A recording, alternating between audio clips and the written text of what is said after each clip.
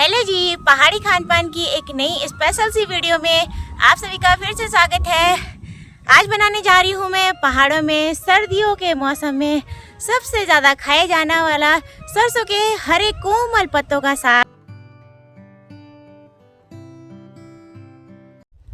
सबसे पहले आप सभी को मेरा प्यार भरा नमस्ते और छोटे को ढेर सारा प्यार। मैं ज्योति नेगी स्वागत करती हूँ आप सभी का देवभूमि उत्तराखंड के पौड़ी गढ़वाल के इन खूबसूरत से हरे भरे पहाड़ों से। कैसे हैं आप सभी? होप कि अपने अपने घरों में सभी मस्त और स्वस्थ होंगे। मैं भी बढ़िया हूँ।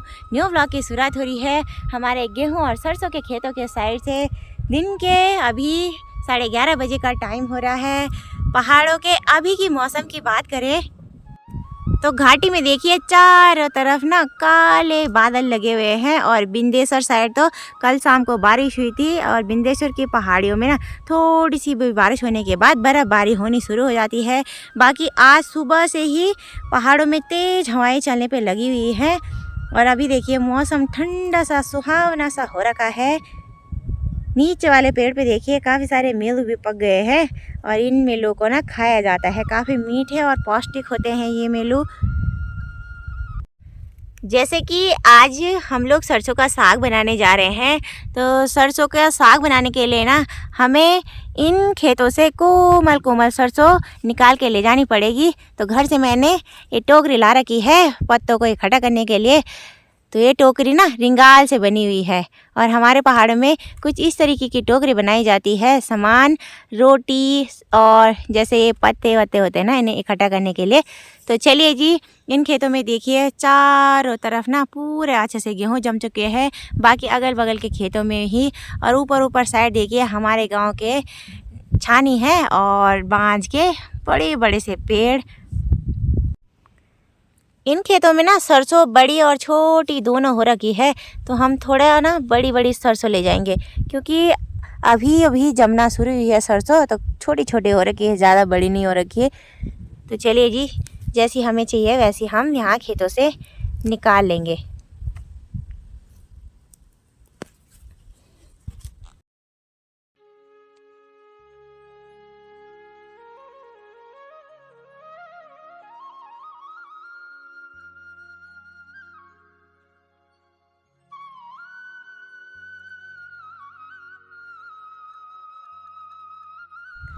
जितने पत्ते सरसों के हमें साग बनाने के लिए चाहिए थे उतने मैंने यहाँ पे टोकरी में इकट्ठा कर लिए हैं। सरसों के साथ साथ इन खेतों में ना बथुआ भी जमा हुआ है। ये देखिए, इसे बथुआ बोलते हैं और इसकी भी ना ड्राई सब्जी बनती है और सरसों के साग के साथ इसका साग भी बनाया जाता है। इसका साग भी काफ़ी टेस्टी होता है। तो चलिए जी, थोड़ा बहुत बथुआ भी निकाल लेंगे साथ साथ में।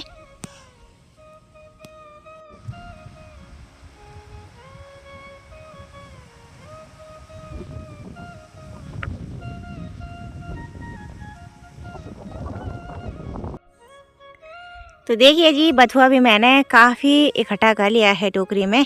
अब चलते हैं घर और बनाते हैं सरसों के स्पेशल से साग को, वो भी बिल्कुल पहाड़ी स्टाइल में। तो चलिए जी, साग को लेके मैं घर पे आ चुकी हूँ। सरसों बथुए के हरे पत्तों के साथ ना हम डालेंगे राई और पालक के हरे पत्ते भी, और तब जाके इसका मिक्स सा अच्छा सा साग बनाएंगे। क्यारी में देखिए राई के काफ़ी बड़े बड़े पत्ते हो रखे हैं। तो हम ना छोटे कोमल पत्ते निकालेंगे यहाँ से राई के और साथ में पालक के भी। तो यहाँ पे देखिए पालक के पत्ते भी हो रखे हैं, साथ साथ में राई के भी। सारे हरे पत्तों को मैंने 3-4 पानी से अच्छे से वॉश कर लिया है। अब इन सारे पत्तों को ना हम साग बनाने से पहले बारीक काट लेंगे। सरसों के पत्तों में जो जड़ें हैं इन्हें हम इन पत्तों से अलग कर लेंगे, जड़ों का साग नहीं बनता। और इन पत्तों में ना कुछ पीले पीले पत्ते भी हो रखे हैं। साथ साथ में हम इन पीले पत्तों की छटाई भी कर लेंगे काटते समय।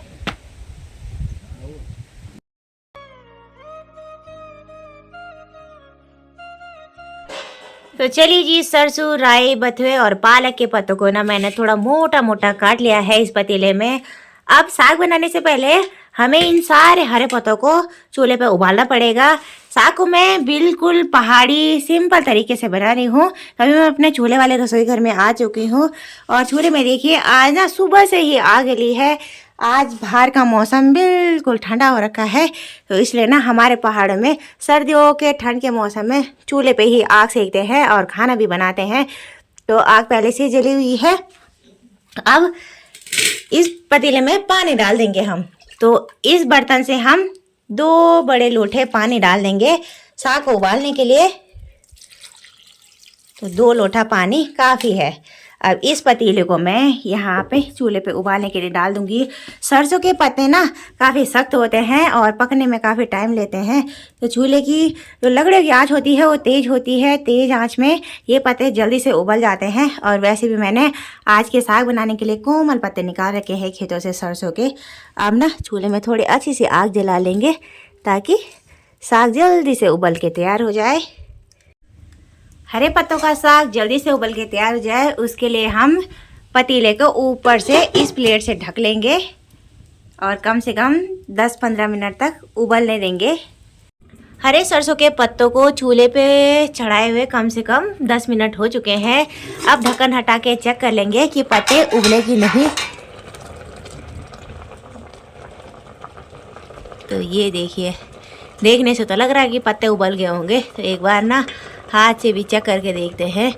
तो पत्ते देखिए अच्छे से गल चुके हैं, काफ़ी कोमल थे पत्ते, हाथ से ही मैश हो जा रहे हैं। अब ना पतीले को मैं नीचे निकालूंगी चूल्हे से। उबले हुए सारे पत्तों को ना हम कढ़ाई में निकाल लेंगे पतीले से। और पत्ते काफ़ी गर्म हो रखे हैं, तो भाप देखिए कैसी निकल रही है पतीले में से। सारे पत्तों को मैंने कढ़ाई में निकाल लिया है और पत्तों से जितना एक्स्ट्रा पानी कढ़ाई में आ रखा था वो सारा मैंने इस भगोने में डाल दिया है।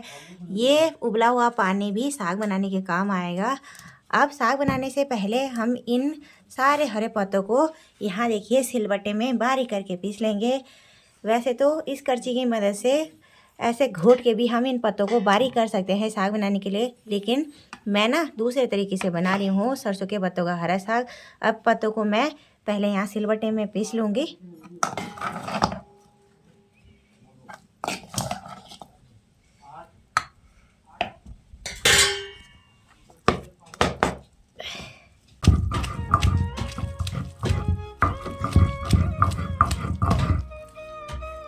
तो चलिए जी, सारे पत्तों को मैंने ना बारीक इसी सिलबट्टे में पीस लिया है। सिलबट्टे में पिसे हुए जो ये हरे पत्ते का साग होता है वो काफ़ी टेस्टी होता है, इसलिए मैं ज़्यादातर हरे साग को बनाने से पहले सिलबट्टे में ही पीसती हूँ। अब आती है साग को बनाने की बारी। तो यहाँ पे मैंने एल्युमिनियम की कढ़ाई ले रखी है। तो चलिए जी, पहले ना कढ़ाई को चूल्हे पर चढ़ा लेंगे और साग को बनाने के लिए मैं करूँगी सरसों के तेल का प्रयोग। तो कम से कम 2 चम्मच के करीबन हम सरसों का तेल डाल देंगे कढ़ाई में। कढ़ाई में तेल भी गर्म हो चुका है। तेल में देखिए बबल भी आने लगे हैं। अब मसालादानी से तड़का लगाएंगे हम हरे साग में सरसों के दानों का। साथ में कुछ दाने डालेंगे धनिए के। सरसों के दाने भी चटकने लग गए हैं। साथ में जो धनिए के दाने डाले थे वो भी भूरे हो चुके हैं। इस थाली में मैंने 1 गांठ लहसुन की पहले से ही बारीक बारीक काट के तड़के में डालने के लिए रखी हुई है। तो चलिए जी, अब लहसुन को भी तेल में डाल देंगे भुनने के लिए। लहसुन की कलियां भी सुनहरे रंग की हो चुकी है। अब उबले हुए साग को हम कढ़ाई में डाल देंगे भुनने के लिए और इस करछी की मदद से कम 4 से 5 मिनट तक अच्छे से भून लेंगे।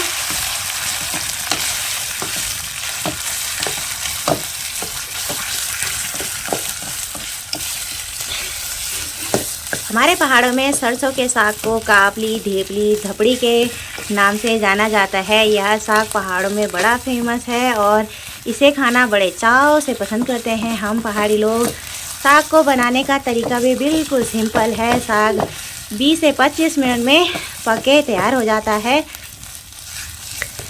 इस साग में आयरन भरपूर होता है। खून की कमी की पूर्ति भी होती है इस साग का सेवन करने से। साग को मैंने 3-4 मिनट अच्छे से भून लिया है। तो जो ये सरसों का साग होता है ना, ये थोड़ा पतला होता है। साग में गाढ़ापन लाने के लिए हम यहाँ पे इस्तेमाल करेंगे बेसन के आटे का। तो इस कटोरी में मैंने छोटी कटोरी से 1 कटोरी बेसन ले रखा है। तो चलिए जी अब थोड़ा बेसन को घोल लेंगे। तो आधे लोटे के करीबन मैंने कटोरी में पानी डाल दिया है। अब हाथों की मदद से ही बेसन को घोल लेंगे। कटोरी में मैंने बेसन को अच्छे से घोल लिया है। अब घुले हुए बेसन के घोल को 2 मिनट तक ऐसे ही छोड़ देंगे। यहाँ पे देखिए कम से कम 5 मिनट तो हो ही चुके हैं साग को भूनते भूनते कढ़ाई में। अब बारी आती है मसाला दानी से मसाला डालने की। तो यहाँ पे डालेंगे हम स्वाद के अनुसार नमक। तो मैं 3 लोगों के लिए बना रही हूँ साग, तो यहाँ पे मैं डालूँगी एक पूरा चम्मच नमक और 1 चम्मच डाल देंगे मिर्ची पाउडर, और साथ में इसमें ना हल्दी पाउडर भी मिक्स हो रखा है। धनिया पाउडर का इस्तेमाल मैं नहीं कर रही हूँ साग में। मैंने मिर्च और हल्दी नमक ही डाला है मसाले में। अब मसालों को भी 1 से 2 मिनट तक साग के साथ अच्छे से भून लेंगे। साग को मैंने 3 से 4 मिनट मसाले डालने के बाद और अच्छे से भून लिया है।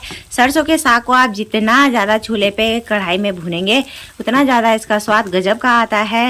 अब जो पत्तों का उबला हुआ पानी पतीले में रह रखा है इसे हम साग को बनाने में इस्तेमाल करेंगे। बाकी जो मैंने कटोरी में बेसन का घोल बना रखा है इसे भी हम साथ साथ में हरे साग के साथ डाल देंगे। बेसन के घोल डालने के बाद सरसों का साग में काफ़ी गाढ़ापन आ जाता है। हम पहाड़ी लोग ज़्यादातर आटे बेसन का घोल ही डालते हैं साग को गाढ़ा करने के लिए। अब साग को करछी की मदद से चला लेंगे और अच्छे से मिक्स कर लेंगे। पानी डालने के बाद मैंने हरे साग को 5 से 6 मिनट तक चूल्हे की तेज़ आंच पे और पका लिया है। अब देखिए कढ़ाई में जितना एक्स्ट्रा पानी था साग में सारा सोख हो चुका है। साग में काफ़ी गाढ़ापन भी आ चुका है पकने के बाद। मैंने सरसों के साग में पकाने के लिए गर्म पानी का ही प्रयोग किया, ठंडा पानी बिल्कुल भी नहीं डाला है। आप भी इस साग को पकाने के लिए गर्म पानी का ही इस्तेमाल करें। गर्म पानी से साग का स्वाद एक जैसा बना रहता है और खाने में भी काफ़ी स्वादिष्ट लगता है। सरसों के साग को मैंने आज के दिन के लंच में चावल के साथ खाने के लिए बना रखा है। सरसों का साग रोटी व चावल दोनों के साथ बड़े चाव से खाया जाता है हमारे पहाड़ों में। तो चलिए जी अब अपने लिए गर्मा गर्म लंच की थाली परोस लेंगे। कढ़ाई को अब मैं नीचे उतार लूँगी चूल्हे से। इस थाली में मैंने अपने लिए चावल परोस लिए हैं खाने के लिए।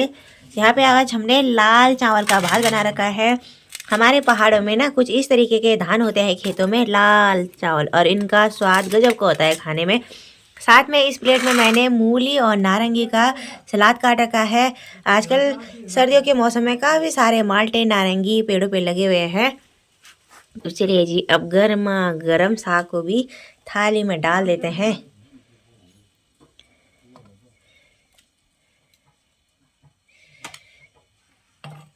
और साथ में तो सलाद काट रखा है। पापा मम्मी और बच्चों ने तो पहले ही खा लिया था, मैं अब लास्ट में खा रही हूँ। अंदर चूल्हे वाले रसोई घर में काफ़ी धुआं लग रहा था और ठंड भी हो रही थी। यहाँ बाहर आंगन में धूप लगी हुई है थोड़ी बहुत, तो इसलिए मैं खाना खाने के लिए बाहर पे आ गई हूँ। तो चलिए जी गर्मा गर्म सरसों के साग और चावल का लुत्फ़ उठा लेते हैं। सामने देखिए मौसम फिर से ख़राब होने लग गया है, बारिश आने की संभावना हो चुकी है थोड़ी देर में।